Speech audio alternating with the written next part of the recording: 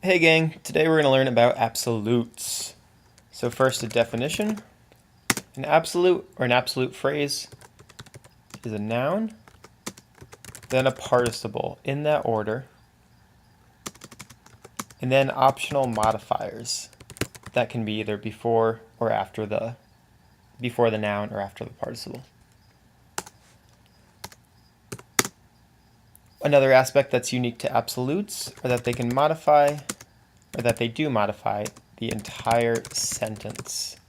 So they don't just modify or describe one word or one phrase, but they modify the entire sentence. So let's take a look. Arms, so that's your noun.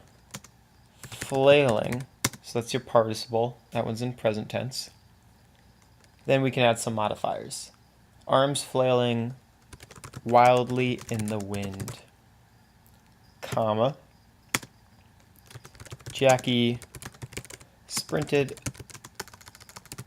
across the baseball field. So in this case, this whole thing with the noun, participle, and modifiers is the absolute, or the absolute phrase. Arms flailing wildly in the wind. And that is happening all the while Jackie is sprinting across the baseball field. So while Jackie is sprinting, the entire time her arms are flailing wildly in the wind. Let's take another look.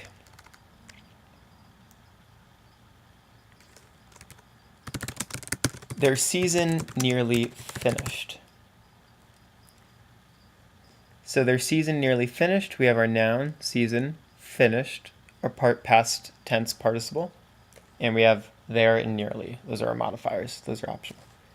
Their season nearly finished, comma, the women's rugby team celebrated a successful debut.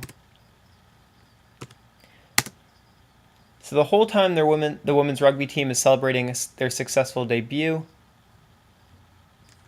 their season is nearly finished this whole time.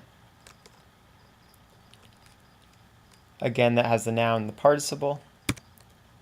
So for a third example, absolutes can also come at the end of sentences. So the Olympic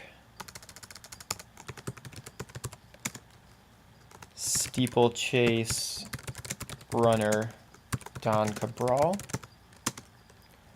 signed autographs, comma. So that's your sentence. You could put a period there and it'd be fine. But if we want to say something's going on throughout the entire sentence, then we add our absolute.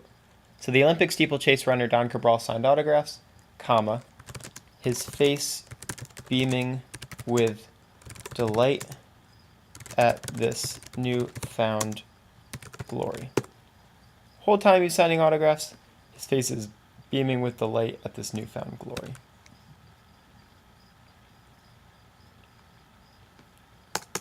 And again, we have our noun in there. Do you see it? Face. And we have our participle. Do you see it? Beaming. All right, so that's really it for my introduction to absolutes. We'll discuss it more in class, but for homework, write 3 sentences containing absolutes and relating to our current reading. At least one must start with an absolute, and at least one must end with an absolute. All right, and that's it. We'll talk about it more in class, and have a great week.